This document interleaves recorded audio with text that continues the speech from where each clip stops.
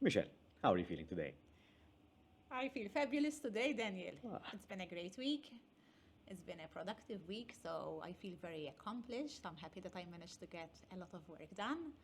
And that isn't always necessarily the case because sometimes I plan to have done so much, and then you look at it at that's the end of true. the day and say, oh goodness, I didn't do this. But I'm pleased that I managed to accomplish the majority of the tasks that I had planned for the week. So I feel great actually. I have a good sense of energy, and I'm looking forward to our conversation together. Likewise. Glad to be feeling that you're full of energy. A question popped up while you were explaining and sharing your how you're feeling today. Um, you're self-employed and you have your own brand to grow. Do you prepare yourself to wind down for the weekend? Because also you have a family. Um, so let's say yes. How do you do so? How do you No, it wind down? isn't a yes. It was an Uh, and before I'm thinking about it. all right. Well, when so interestingly, when I made the switch from my full-time role as head of HR, director of HR in my previous role, to where I am today, my husband told me, "So finally, I will be having you more for the weekends now." Because before it was a case where I had a full-time job and at the same time I was also navigating my role as a public speaker and public speaking coach, and a good amount of work had to be done in what is supposedly the downtime. So that's weekends or evenings or Yeah. public holidays or vacation or using my vacation leave.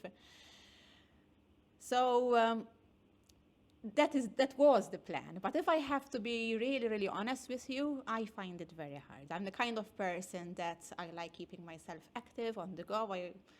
Most of the time, thank God, I have this sense of energy. I want to be doing something, which means that the weekend is not completely a downtime for me. However, with that being said, I feel that I have found a much better sense of balance for me and my family. Why? Now I have the time where I know if my kids are going to be at home. So, for instance, let's take this summer, right? This summer, my kids went to summer school, but in the afternoons they were at home. So, I would plan my days in a way that I am there with them, if not all the time, a good amount of the time when they are there as well. And now with the upcoming scholastic year coming up, Yeah.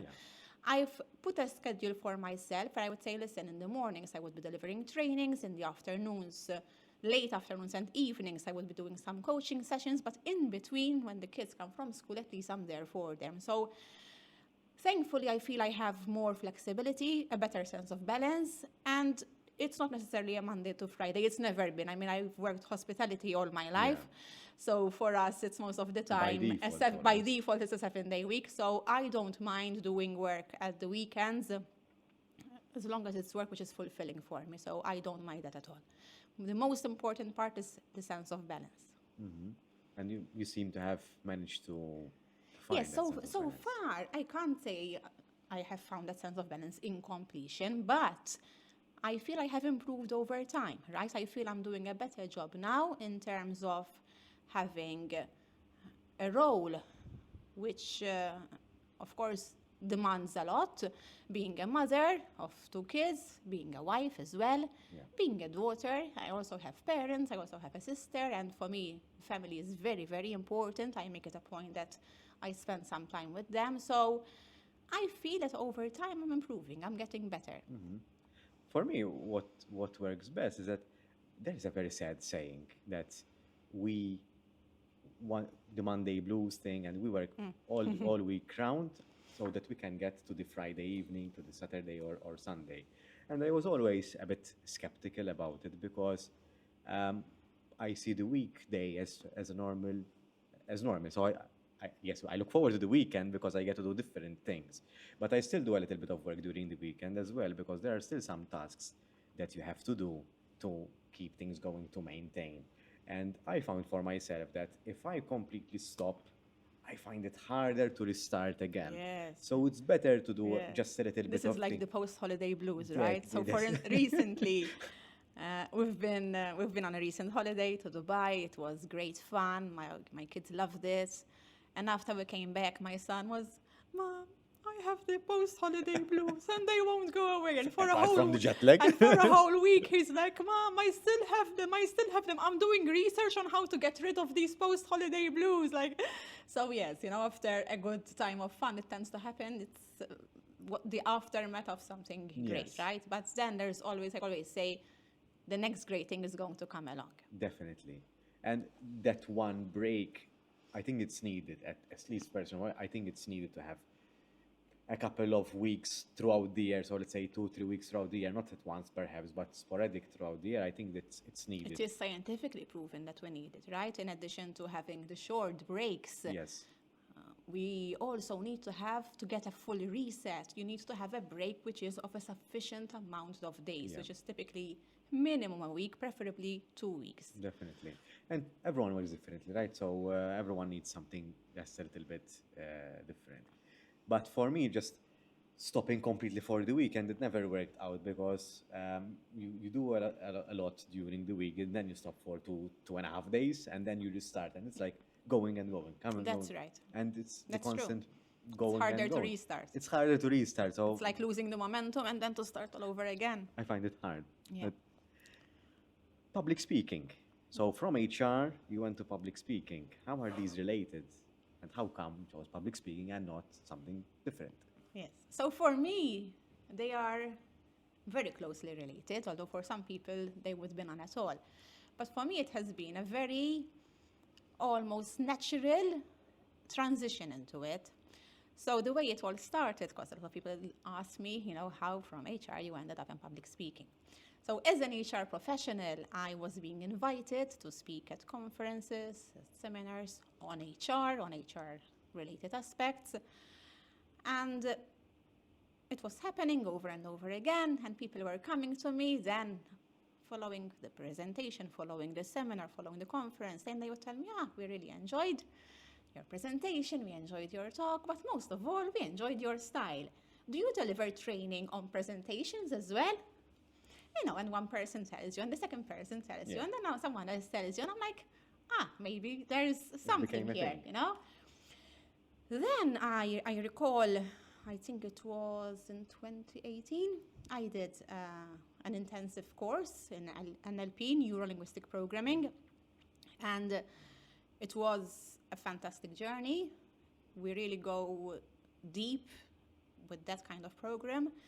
And I recall that when we were doing exercises and we were asked to imagine ourselves in a position of confidence and what we want to be doing, constantly I was seeing myself speaking to people, speaking to crowds of people over and over and over and over again. So it's like then these two things came together and I say, oh gosh, this is what I enjoy doing. People tell me that they seem to enjoy my style. Why not blend them together? And that's how public speaking came along. Also, as an HR professional, I was noticing that people who have a deficiency of communication skills find it very harder to either go up the scale or else to make an impact if they are up there. So let me give you an example. So you could have a highly technically competent manager in a particular field. Technically, they're fantastic, but if they are suffering either with managing people, and most of the time it's because they are not communicating well with their people, so then we have a communication deficiency. In my HR area, I would have circumstances where I would have a candidate in front of me, and on paper they look good, perhaps in terms of credentials, criteria, he or she ticks all the boxes, but then they can't sell themselves. And I need them to be able to speak with other people. I need them to speak with clients or guests, right? It's a problem. I would be at a seminar or would be during a training session, and I notice people holding back from speaking up. Or, even worse, they would come to me and tell me, listen, will you say this on my behalf? Because you know how to put it together, but so say it. And I'm like, no, that's not right. Because that would make it look, it's my idea, and that's not fair on you, right? If it's your idea, go ahead, say it, speak it out loud.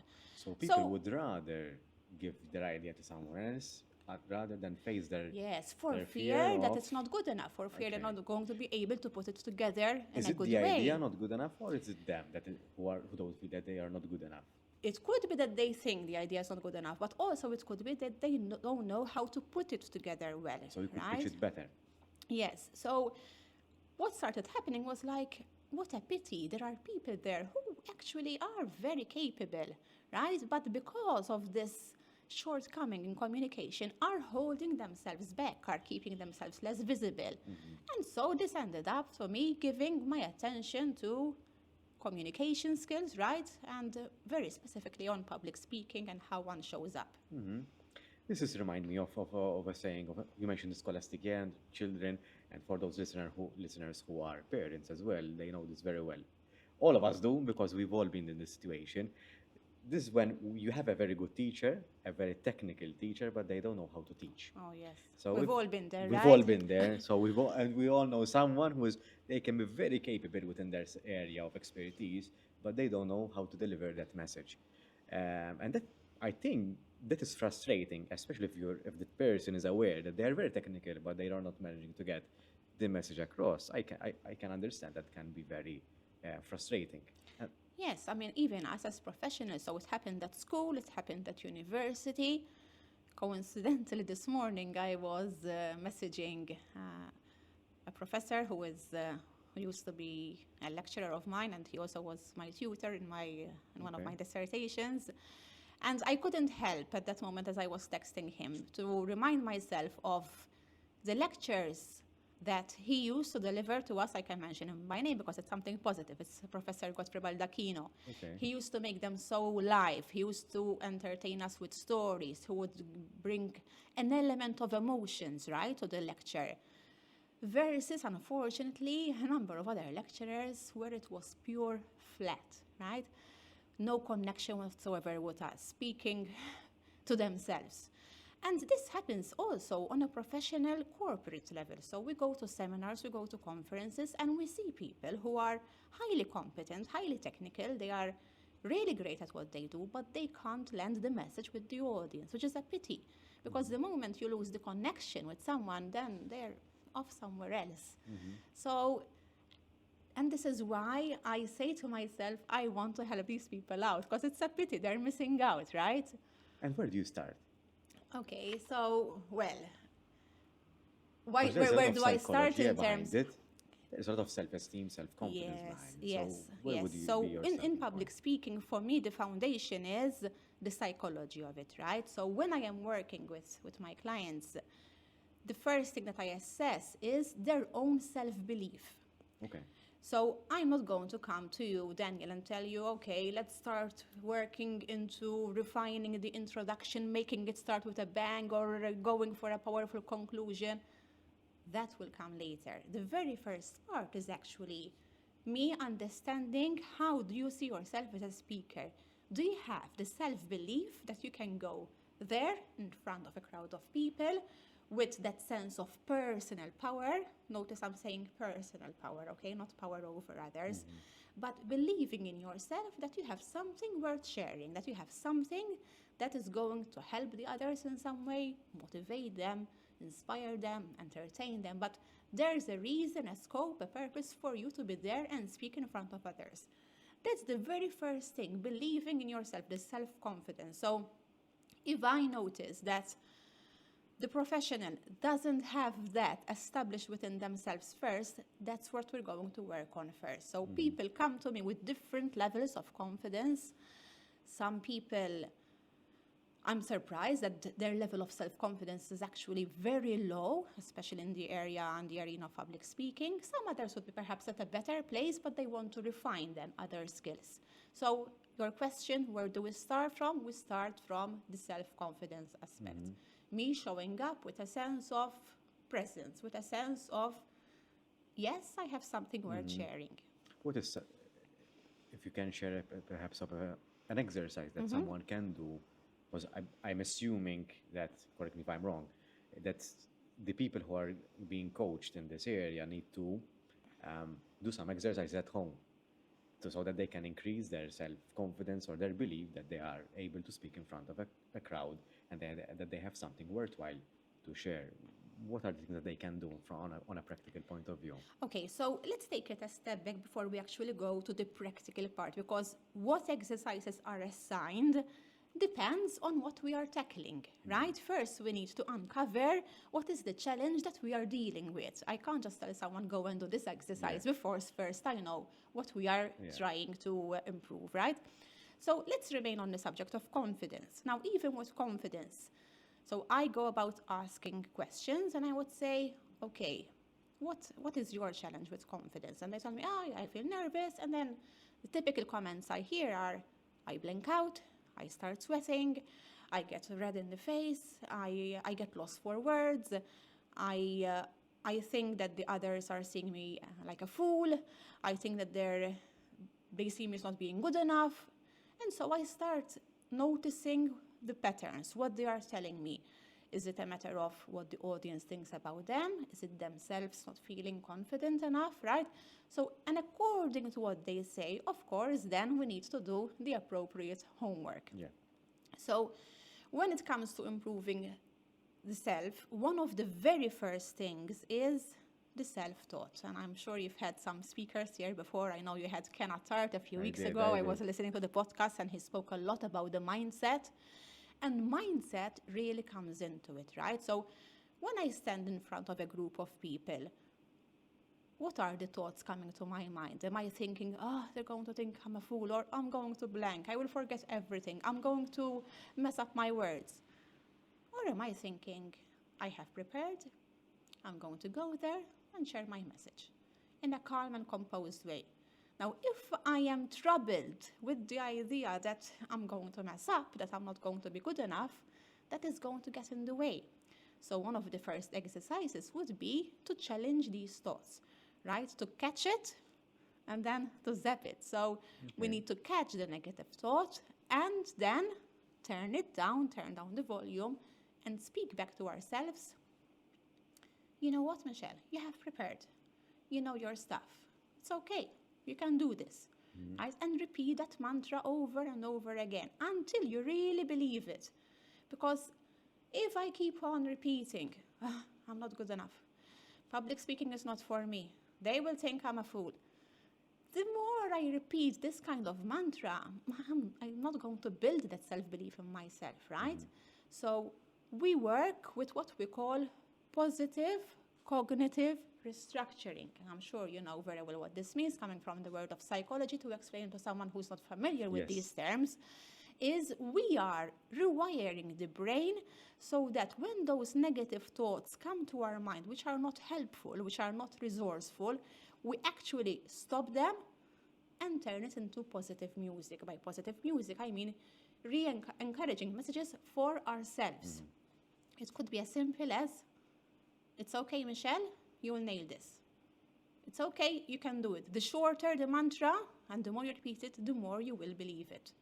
Okay, so this, I would say, is the first order of the day, this cognitive restructuring. And it takes time. So I think... Yes, this is not something that you flick on a switch and all of a sudden, I'm full of self-belief. Definitely not at all. It takes time. In fact, this aspect, when we are working, as you know very well, on the psychological aspect, it takes far more time than perhaps taking on other techniques, which can be learned in a few minutes. The brain is it's a bit of a nasty tool. It's a bit of a nasty organ, because it throws curveballs left, right, and center. So, and it depends on your mood, can depend on what you ate the night before or an hour before. Depends on perhaps you received the news, which is positive or negative. Our mood changes, hormones. So that's right. There is a lot that goes into play. The beauty of it is, however, that the more that we become aware, the more we are able to stop the negative thought and take control of it. The more aware we become. But we need to be on our toes for it, right? If I am indifferent, if I am passive, then negative thoughts might take me over. But if I have it on top of my mind that I will not allow negative thoughts to take over, and mind you, this is not just for public speaking, right? This is for many other facets in life. That's true. Right? it seems to me, my experience has shown me that the more that I keep that top of mind, the stronger and the better I become at it. Uh, for me as well, because I do have my own practice as well, and sometimes you have to go in front of a client and you have to sell your products, basically. And sometimes you have to sell your product to someone who either doesn't understand what they are buying or what they need. And sometimes you have to frame it in a way that it makes it appealing to them and showing them, hey, this is what you need and this is what I recommend because of my experience or my expertise in the field. To me, what's important for me is that I remain true to myself. So I'm not someone who is a very good liar or someone who can say something that I really don't believe in. So for me, honesty is key. So if I'm not 100% sure on honest and true to myself, whether I'm fully giving what I'm saying value, or if I take a great deal of responsibility for it. So for me, when I'm preparing for something, being honest and authentic is very, very important. So let's take this podcast, for example. Um, we've discussed multiple times though today and throughout the week whether there is a particular topic or agenda. And there isn't, because for me, what's important is that I'm true and authentic, and you're bringing in your experience and your expertise, and so am I.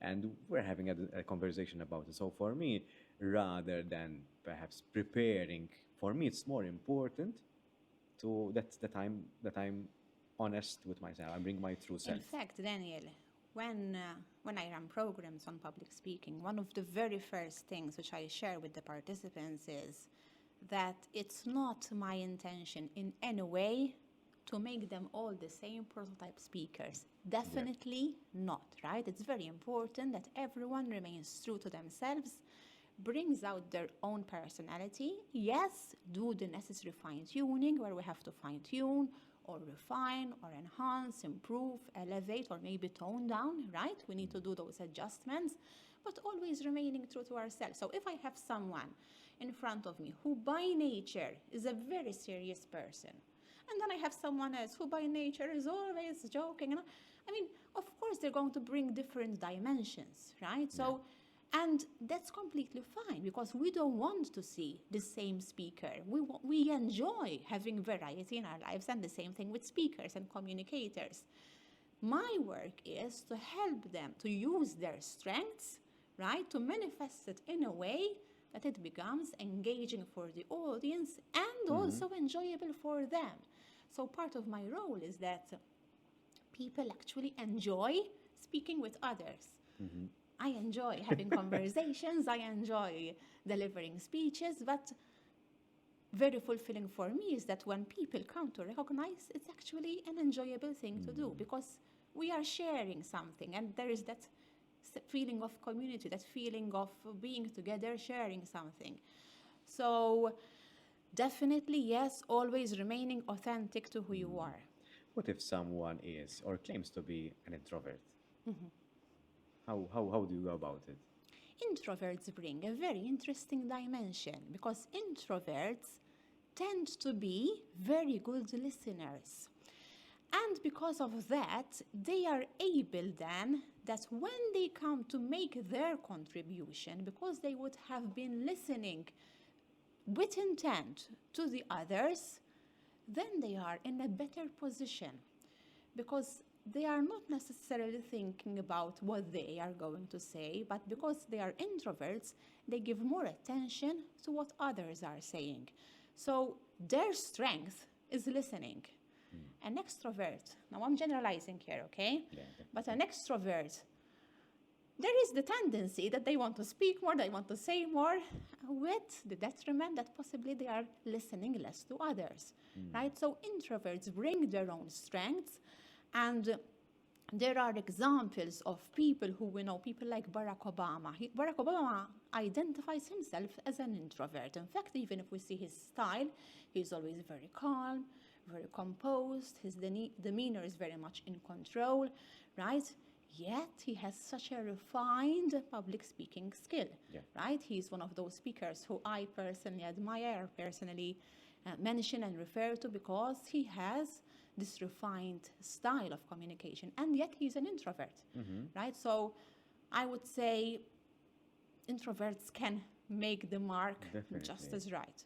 And recently I was watching a clip or something about public speaking, and Barack Obama came up, and the the person who was reviewing or doing or criticizing the style of Barack Obama mentioned or highlighted how good he is at summarizing concepts, and how important is it to, let's say, all right, so the point of what I'm saying is this and that. Sometimes we listen to a speech which can be 15 minutes long or 10 minutes long, but during those 10 minutes it's so jam-packed that you have to decipher what you're going to get out of it. And a very good speaker would give snippets on what are the key lessons throughout those 10 minutes. So within those 10 minutes, some would say after a minute or two, they would summarize what they have already been saying. We say that the ability of a great speaker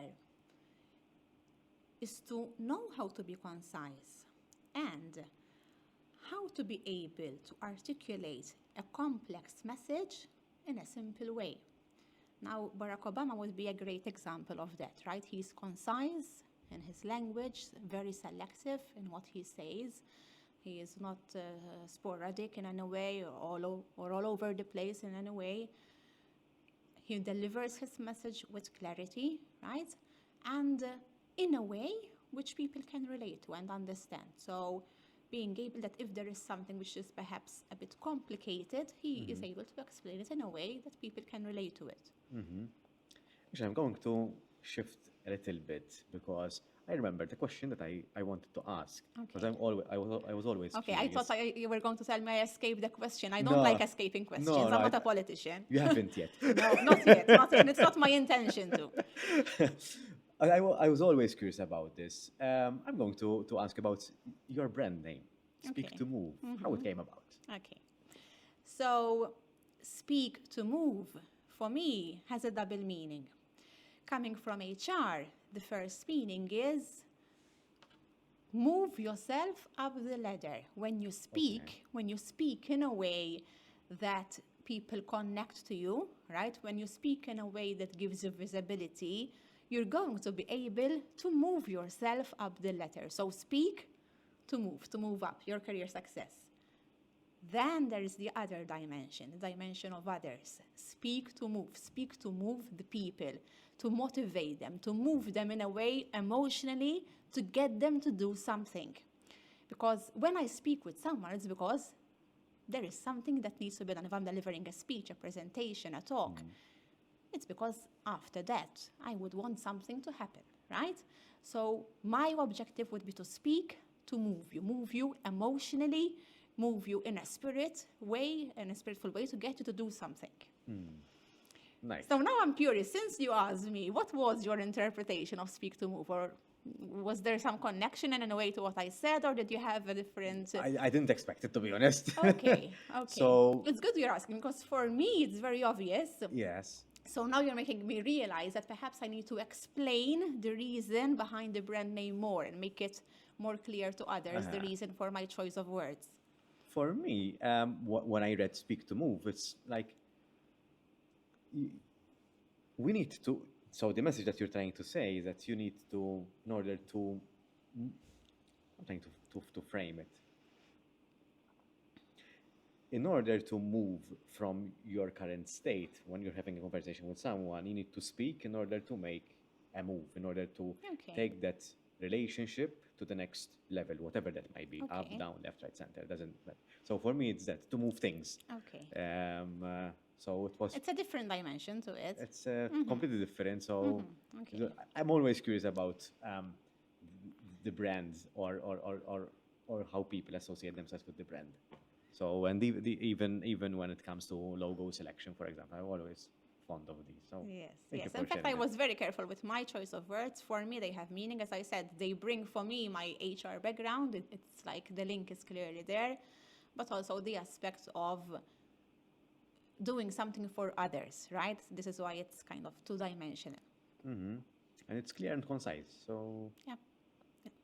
And hopefully it's a catchy phrase as well. It's meant No, to it is a catchy phrase. So, well, I find people pronouncing growth schema very difficult. For some reason, it's very difficult to growth pronounce. schema. Some people I say it's mean, growth schema. I It's mean, there is the consonants which come together, make it a bit hard to it's a bit of a tongue pronounce. twister, perhaps. Not sure. There is. Michelle, were you ever? I'm sure you were. So, it's not I will not frame it as a closed-ended question. Um, can you share a story where you were giving a presentation or a workshop or coaching, perhaps a group coaching session or whatever, where the audience weren't very engaged, weren't very participative, and how do you position in that yourself in that situation as a facilitator? So I'm going to go back quite a while in my career. So as I transitioned through my years in HR, before I actually was entrusted with the role of HR manager at that time, my previous position was training manager. And at that time, that role required, now this is a long time ago, right? At that time, the role required delivering orientation sessions practically on a weekly basis. So a new group of recruits come in, and we give them the orientation to the company, right? And there we explain the policies, the procedures, the information about the hotel, the mother company, give them a show round of the hotel. And this used to happen every week in, week out. I mean, it's exciting for the people, but not so much for you because. Yes. So I suppose you know where this is coming to. After doing it for a number of months, because at that time I was actually only in the role of training manager for 18 months. But after doing it for a number of months, I'm like, the same thing over and over again. And I recall one particular day when I went in to deliver yet another orientation session, and it went completely flat. Whose fault was it? Of course, mine, right? I didn't have the right energy. I didn't possibly care enough because I was done doing the same thing over and over again. And I realized something. I said, you know what? This is a sign that I did not care enough for my audience. I did not bring in the right level of energy with me. And because of that, I lost them. It was actually my fault, right? So now, today, in hindsight, I know how important it is to bring the right sense of energy. That doesn't mean we have to be all over the place, right? Yes, because yes. that can be very tiring for people. And different people bring different levels of energy as well. Yet, we need to have a good enough level of energy to be able to remain engaged with the audience. Even right now, I only have you in front of me, but it still requires a good amount of energy because I need to be focused on the questions you're asking me, what I'm sharing with you. When you share your part, I listen deeply and truly to what you are telling me. And that actually requires energy. It requires cognitive attention. So many a time when professionals come to me and tell me because I lose my audience, they're not interested in what I have to say. And my mind goes, okay, how is your delivery? Let's assess your delivery. Let's see what we need to work on to fine tune. Because we bring that sense of energy to the room. Yeah. Yes, the audience plays a part. Sometimes you can have a fantastic audience. Sometimes you can have a challenging audience. Sometimes you can have an audience who is tired. Maybe it's not the right time of the day. Yes, it can happen. But you as the trainer, facilitator, speaker, presenter, you are the person in control. And you are the person who can determine how engaged the audience remains with you. I'm going to ask a bit of a personal question, perhaps. Fire away. What challenges had you had to overcome in order to be more confident as a speaker? Yes. So I didn't always have the level of confidence I have today, right? In fact, this is something I always share. And even if you look at the most eloquent speakers out there, they weren't always necessarily like that. They went through a journey, right? Now, you asked me about me. There were a number of aspects I had to work on. So one of the very first I remember, I've been lucky enough to be surrounded with people who gave me feedback. And I always took on feedback and made sure that I work on it. And early on in my career, I remember I delivered this session to managers and to a group of managers. And the hotel manager came to me and told me, your content was good, but you were high-pitched throughout that whole hour. And gosh, your voice tired us out. I'm like, I was taken aback. But he was right. It's true. I was speaking at this high-pitched voice all the time because I was so excited. And if I continue speaking like this for a whole hour, I'm going to drive you nuts. Plus, I tire myself out. So it was the first great piece of advice which I received. I needed to fine-tune my pitch. I can't be speaking high pitch all the time because naturally, because of my sense of energy, I am very much like that. So I realized I have some fine-tuning to do here with my vocal projection, right?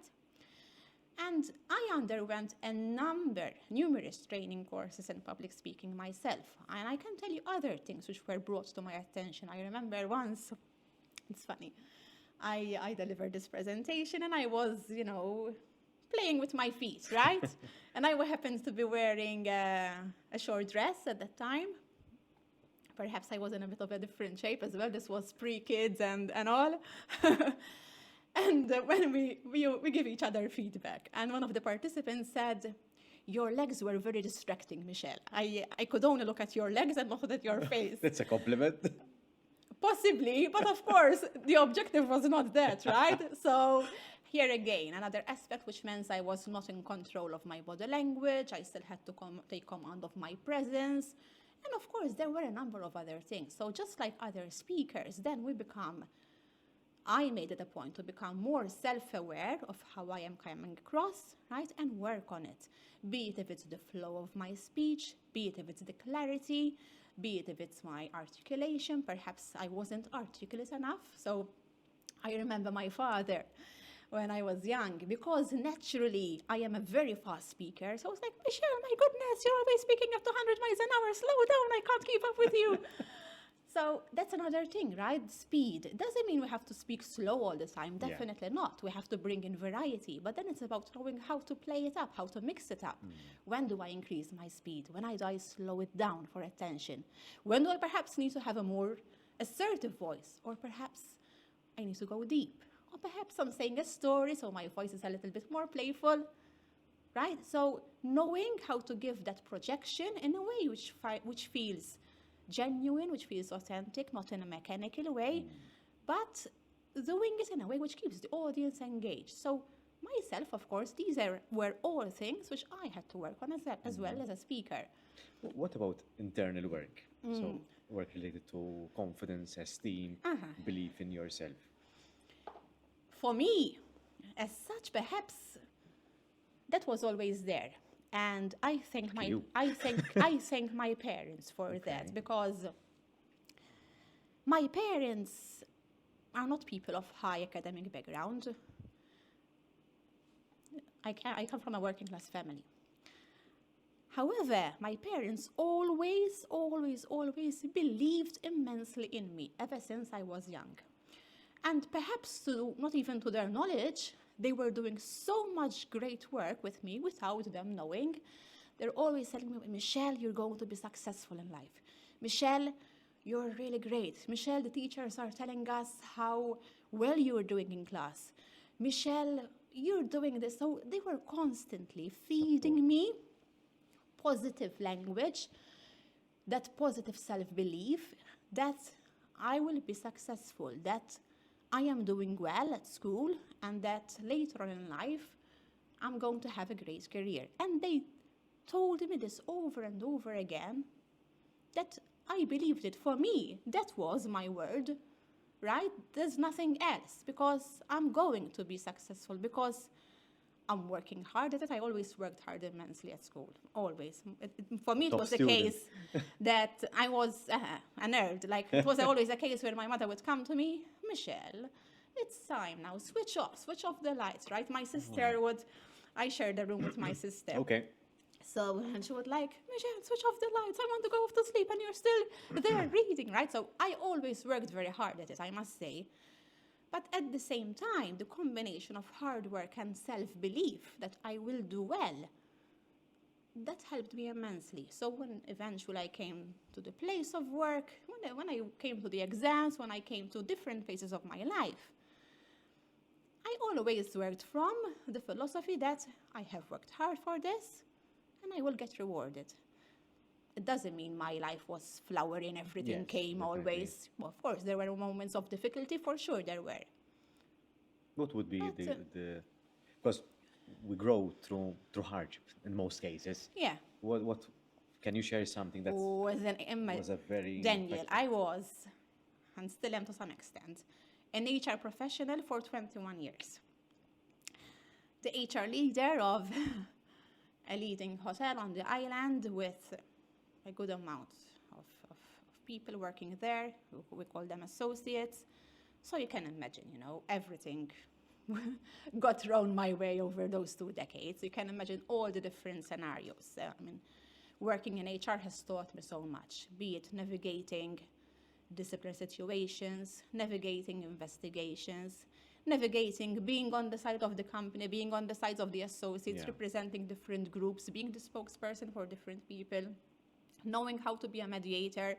So I've learned so much in terms of communication skills from my HR profession. Yeah. And I always worked in a way that I would say I reflect on the day. This is something I do each and every day. I will do it even today after our podcast. That I say to myself, okay, what worked well? What did I do well? What can I do better next time? It's very important. Always. This I do every single day, and it's a practice and a piece of advice which I give to people I work with. And over the years, I would say, okay, so let's say we had a disciplinary conversation. What did I do well? The way I asked the question, did I ask it in a way that we got what we wanted to get out of it? Was it a leading question which was perhaps inappropriate? Did I say something which was extra? Should I have to take a bit back? Should I perhaps have fine-tuned my voice? Should I have used a more subtle voice? Should I have used a more gentle approach? Or did I need to be more assertive, right? So constantly reflecting and thinking, what can I do better? Because of course I've done a number of mistakes. There were situations where perhaps I was not prepared enough, right? And I say, ouch, that wasn't right. I have to fix that. And yes, I've always operated up until this day, and I hope I will, from the aspect of, yes, I have arrived this far, and I will continue working at improving and at refining. Mm-hmm. Thank you. Welcome. Michelle, you're one of the very few guests that came prepared. Yes, I'm always prepared, even though I have not looked at them yet. But I'm And I'm always curious, is there something in there that we haven't touched upon yet? Okay.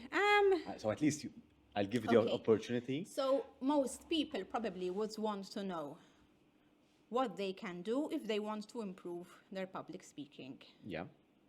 capability, right? So my first recommendation would be don't shy back, right? Because I often hear, it's not for me. It's not for me. No. And sometimes when I tell them I'm a public speaker, I'm a public speaking coach, okay, good. Yeah, I see it on you, but it's not for me. It's not for me. No. But the truth is we are engaging in public speaking all the time, right? Even just what we're doing today is a public speaking. If It I'm is. having a conversation with someone on the phone, if it's a video call, if it's... I don't necessarily need to have 1,000 At all, people in yes. front of me, right, to make it public speaking. Yes, that would be perhaps the epitome of it, being on an elevated stage, but it's not necessarily the case. A one-to-one meeting is also public speaking. So there are so many opportunities for us to constantly reflect on how we are coming across and whether what we are saying and sharing, is it having the message that we want it to have, right? So something I learned in NLP is that what we share is not necessarily how it comes across to the other person. It's how the other person receives your message. And goodness knows how many times in my experience HR, I've had to navigate situations because two different people are super angry at each other because this is not what I told you and I told you this. And I could see that possibly both of them were coming from a good place. Yeah. But yet, the way they came solve. across towards each other And then we have to find a way to mediate that situation, right? And I would be end up, but can we perhaps, it wasn't Daniel's intention that he makes you feel that way. And what he or she really wanted to say, and because of her experience, and, you help them understand each other's words. So going back to the aspect of preparing yourself as a speaker, the first thing I would say, when the opportunity arises, please don't shy back. Take the courage, plug the courage, and go for it, right? If you are, be it you are a junior professional, be it you are a manager, are you shoving off opportunities for speaking to someone else because you don't want to do it yourself, right? If you are already a capable speaker and you're doing it to others to give them the opportunity, that's completely fine. But if you are doing it because you don't want to be there yourself, it's another story. So I would say start small. Of course, don't start with an audience which is huge, because I remember the first time I went in front of a crowd of 500, like I was, taken aback. So start small, start with small groups, and become self-aware. I can never say how important it is to be self-aware. Notice yourself. How am I being received to others? Notice their body language. What happens? Their facial gestures. How do they react when you say something? And start observing as well the people around you who are impactful, who are influential. Who are those people who you work with, or maybe who you engage on a social life, and somehow they are, the cheerleader. Somehow they manage to get the crowd going. The moment they say something, everyone follows. Why is that? What is it that those people do? And can you distill it? Is it their voice? Is it their body language? Is it how they phrase it? Right? So start analyzing what makes people influential and what doesn't. And the more we start drilling into this, it's like we open our acuity, our sense of awareness. And we start noticing things which are more impactful and which we can then consider taking on if we want to, right? So I can seek to emulate certain traits. Of course, I don't want us copying other speakers, but if there is a trait which I think can work for me, I can take it on.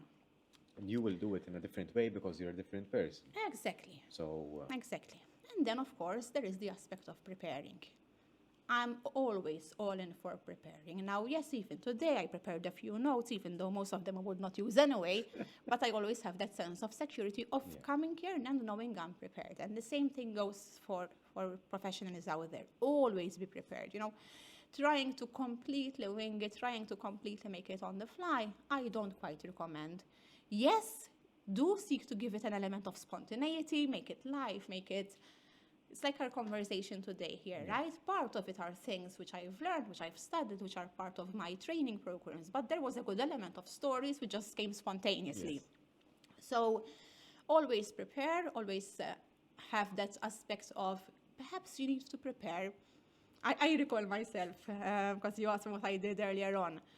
I remember being in the bedroom, in front of the mirror, and saying what I need to say, practicing be it practicing an essay or practicing something I remember at university, we had to write essays most of the time. Our exams were in the form of essays. And the way I used to study was I would prepare multiple essays on different subjects and then read them out loud in my room. That was my way of studying. And this applies to public speaking as well? It does. Okay. So my recommendation is first, read it out within yourself so that you internalize the message. So read it in a way that you really know what you have to say and you are able to say it back without having to look at the notes. So internalize the message. Then read it out loud. Why? Because I need to assess if I am delivering my message in front of an audience, am I speaking in a way which is clear enough? Am I articulating myself well? Or do my words are like jumbled up and no one can understand what I'm saying? Right? So how is my articulation? How is my clarity? What's the speed? What's the vocal variety? And then after that, in front of a mirror. Why? Because I need to check my gestures, my body language, how I'm gesticulating. Don't go doing it in front of the mirror first. No. Okay. First, internalize it so that the message is very clear in your mind. Because if I go first thing to do it in front of the mirror, what's going to happen, Daniel? I think I would freeze. We get distracted because we get distracted with how we are My looking. eyebrows are dead, my hair especially. Right? So the first thing is know your message really well, internalize it. Then practice the vocal part to see how it's coming along. Is it flowy? Are my transitions well? Right? Are my words working out well? Maybe some words back to back, I can't pronounce them well. I have to change them. Sometimes it happens. And then, yes, do it in front of a mirror.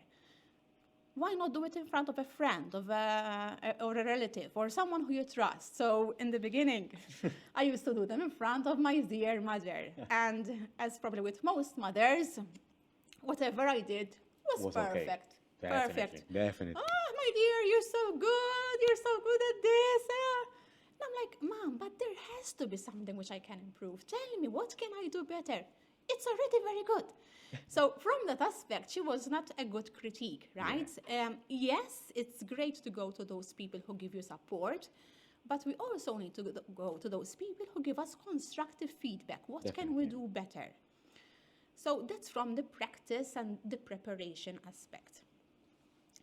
We were speaking about tips. I'm not sure if now you want to ask a few more on this area. No, I'm waiting for the list. For the whole list. Well, I don't have a whole list. No. If we can how summarize. are we on? We're still on time. We're still on time. No. All right. Okay. Time. So just to summarize, to take something from Obama's tips. So don't Okay. shy away. Yes. So the first one, Okay. don't shy away. Second one. Now, when it comes to preparing ourselves, it's very important to put ourselves in that moment. Okay.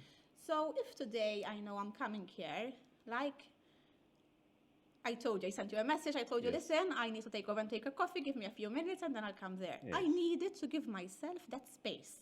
Okay. I had just come from some time being on the road. I needed to put myself together, so I needed those 5 minutes. So my message is, put yourself in the zone.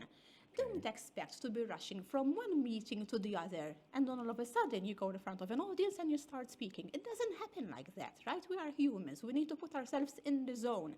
So take those few minutes, be it you need 5, 10 minutes, to actually put yourself together, gather yourself, gather your thoughts, have your moment, and then, before you actually start speaking, look at the audience. Don't start speaking, you're still coming out of your chair, and you already started speaking. No, look at the audience first, acknowledge them, and get that moment of personal power first, right? Even if you can't see the audience, because sometimes you have lights and you can't see the audience. This happens a lot when you are on stage, unfortunately, and that's so tricky. But yes, because once again, let's give the example of Barack Obama. Notice his delivery. He goes on stage walking with pride. Notice how he holds himself, his chest, his shoulders, right? So walking with that sense of pride. Same goes with Michelle Obama. She's another fantastic speaker. And then, first, look at the audience and acknowledge them. Then, greet them.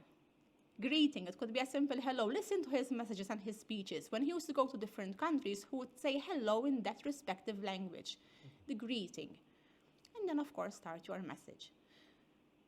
Very important is the breathing. So for those people who struggle with feeling nervous, a way how to calm yourself down, and also it enables you to project your voice better, is through proper breathing. Shall we do an exercise together? Of course, let's go ahead. But first I will ask you a question. So, when you are preparing for, let's say, a presentation, an important moment, and you want to calm yourself, and you want to engage in some good breathing, right? And you take a good, deep breath in. Is your tummy going in, or is it going out? And perhaps our audience can think and reflect a little bit about this before you give us the answer. We'll give them some time to think. Is it going in, or is it going out? Should it go in? Should it go out? Daniel, what do you think is the right answer for this? I think when we inhale, the tummy has to go out. Bravo! And why is that? Well, because you're inflating your lungs. Process, exactly. We're filling our lungs with air, So when I'm taking a good breath in, my tummy is meant to go out and not in. Now what happens is that a number of people get caught up breathing the other way around. Now that doesn't mean they're going to die or anything. Yeah. However, it's not productive, it's not resourceful to help us calm down. If I want to calm down my system, an effective way to do it is to engage in belly breathing, or a more technical term is diaphragmatic breathing, right? And there are special ways how it can be done to make it effective. So there is this technique which we call box breathing. Have you ever heard of it before? No. It's not about putting yourself in a box or anything like that. For some reason, something gym related comes to mind. Gym related? You go Yeah. to the gym? Yes, I do. Okay. There's the box jump. Okay, but it has fun nothing stuff. to do with box jumps. Alright. I go to the gym as well, but there, yeah, I don't do box breathing there. It's You need- other kind you of need- breathing. need a Ventolin or something. So this is the kind of breathing which is when we want to calm ourselves down. Okay. So the recommendation is you're sitting on your chair and both feet are firmly on the floor. Why? I want to be in a way that air can circulate throughout my whole system, right? That the blood can circulate throughout my whole system, not air. Put my one palm on my chest, another one on my tummy, for the specific reason to know that I'm really breathing well all the way down to the tummy. The breath needs to reach my tummy. It can't stop here. For many people, they are speaking through here and then they start getting out of breath, and then it's not going to last me all the way through my speech because they are stopping here. So we need to take the breath all the way down to the tummy, and when the breath goes in, the tummy goes out. We inhale on a count of 4, hold it for 4 seconds, release again on 4, and repeat it for 4 times. This is why it's called box breathing. Shall we try it together? Shall we? Okay. Let's go then. All right. So, one palm on your chest Okay. and one palm on your tummy. We're going to take a good deep breath in 4, hold it for 4, and then release for 4. Okay? All right. Together.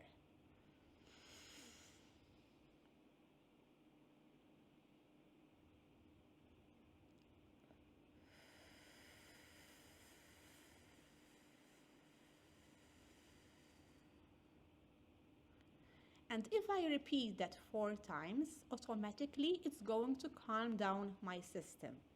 Make me more focused, more in control, give me better vocal projection and vocal power so that my voice can last me up until the end of my speech, right? So it gives us all these benefits. Now, if you're not attuned to doing box breathing, it can happen that you feel a little bit dizzy. Lightheaded, yeah. Okay, it can happen. That's because it would be a sign that normally you are not engaging in belly breathing. Yeah. The more you start doing this, my recommendation is then to prolong the exhale, to continue getting even more benefit from the breathing. So breathe in on a count of 4, hold for 4, and then prolong the exhale for 6 and 8, which is going to give you even better benefit. But perhaps don't go for that. Start off first with the box breathing. And this is effective in many situations where we find ourselves getting, perhaps feeling tense, feeling stressed, not just for public speaking, right?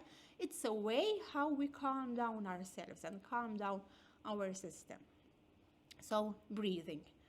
The next thing is we need to look at our whole body. I say recruit your whole body when speaking. Okay. What do I mean by that? So starting from our feet, right? How am my feet positioned while speaking? Am I moving from side to side like a pendulum? Or to and fro and making everyone nauseous? Or, crossing my feet? The ladies are so good at crossing their feet, and then to make it even worse, they close their arms as well. Yeah. Which is what we call a closed posture, which is a sign of I am very tense, and then they put their shoulders up, which is contrary to how we want to position ourselves. So the feet needs to be parallel to the shoulders, right? So, and I feel that they are firmly grounded. It's like a tree with its roots which are deeply going into the ground. I don't hold myself rigid or tense, it's relaxed, but I feel that my feet are in control, and that's going to give me balance and that self-power which I need. Then I'm going to go all the way up to my back and my spine. How am I holding myself while speaking? Am I slouched? Am I closing myself?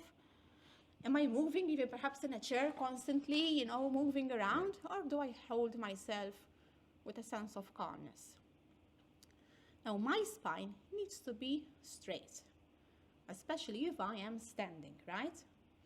And my neck and my head also needs to be in this straight line. Now, what would I mean? I'm not saying being rigid. Yeah.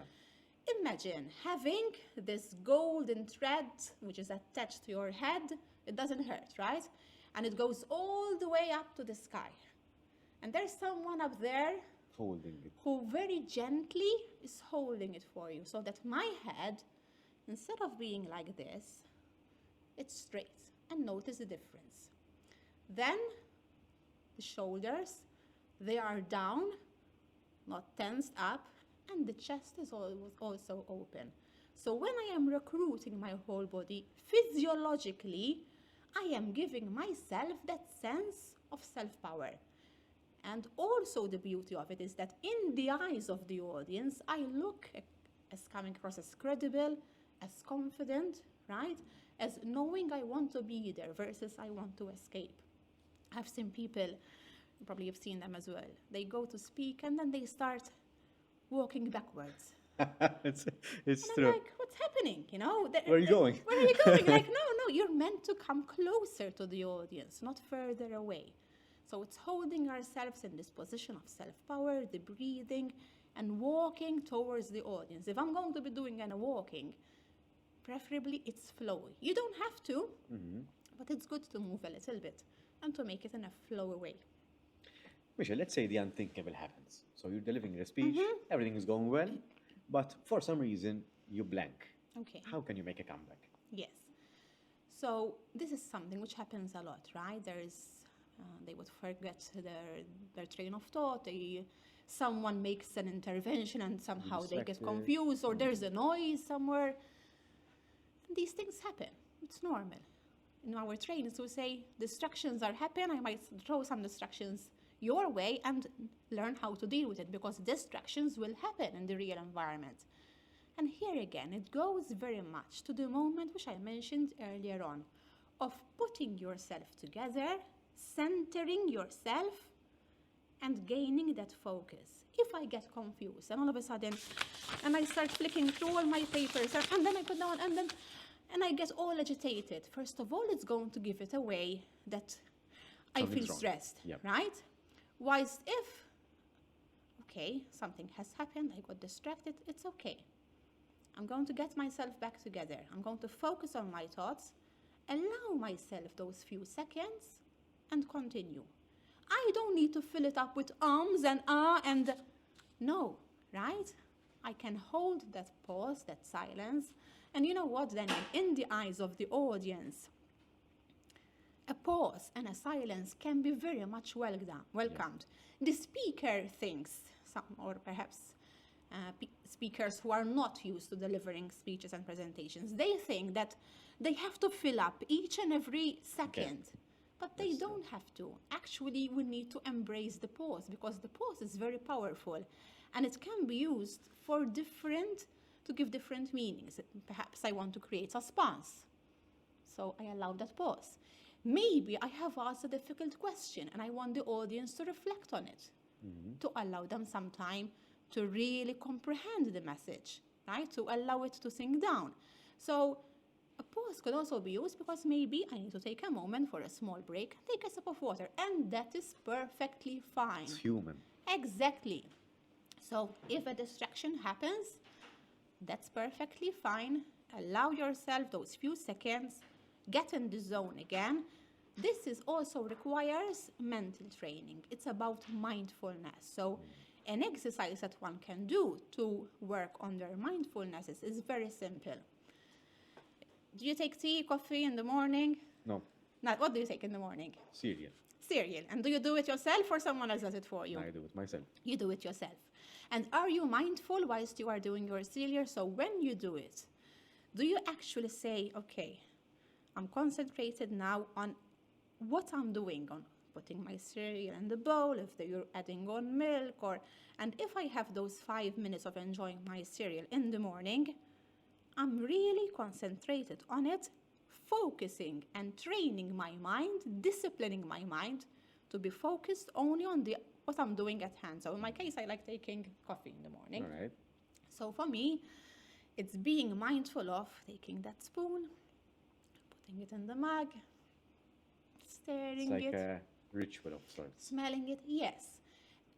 And not allowing other thoughts to come to my mind for those 5 minutes intentionally. Yeah. So it's an intentional, mindful exercise which I do in the morning to train me to keep my mind focused where I want to.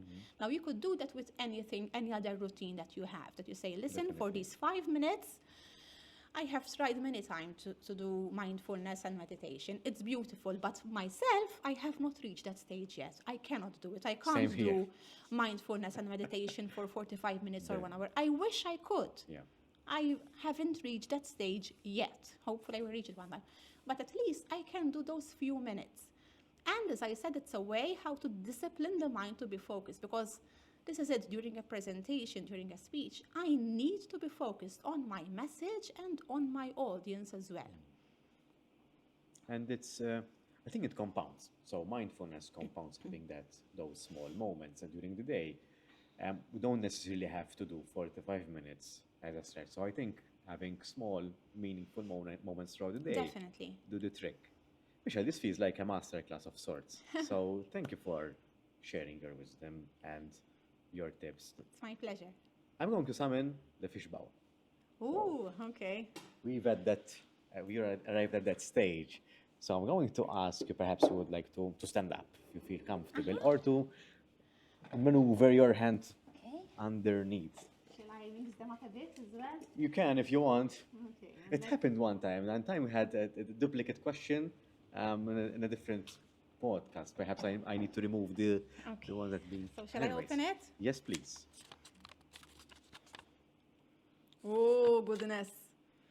What's your approach to lifelong learning? It's my mantra. Okay. I'm saying to people all the time, invest in yourself, invest in your learning, read, listen to podcasts, see whatever it is, what's your thing. So in my case, I love reading, I love listening to podcasts. Many times these are my watching videos like TED Talks. These are my sources of learning, right? I always take the opportunity, if there is a course, to sign up, to learn more. For me, it's fulfilling because I enjoy learning, but also it's making me become a better person, a better professional, a better mother, a better wife, hopefully, right? So I cannot advocate lifelong learning enough. Like it's my philosophy. What is the most valuable lesson you've learned in your life? It's a follow-up question to that. The most valuable lessons, I've learned many valuable lessons. If you were to pick one, the one, I say, without this, my life would be different. I wouldn't say my life would be different, but something that I've learned is, and something which I tweaked myself, is that I can be assertive in what I want to achieve, but yet I am gentle and kind. I can be courageous. So let's say there's something difficult I have to maneuver. Let's say there is a challenging moment, and in my HR experience, I've had a lot of those moments where I had to say things which perhaps were not a popular message, right? But it was the right thing to do. Intervene on something when everyone was pulling back, perhaps, right? It required courage to do it.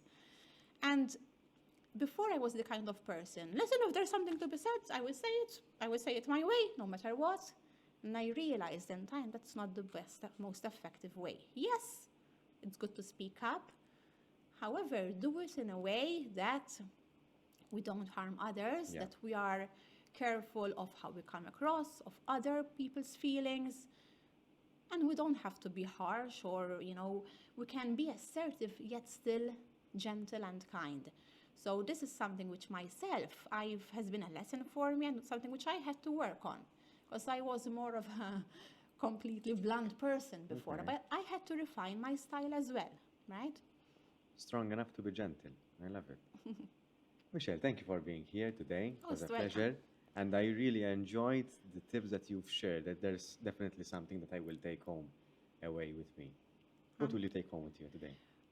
Actually, I enjoyed our conversation. I felt calm here. You have that candle over there flickering, so it was giving me a sense I of, can't see it, but you can. So, yes, it was giving me a sense of calmness. I enjoyed okay. our conversation, and I sincerely hope that I have managed to build some self assurance in other people who perhaps have been holding back.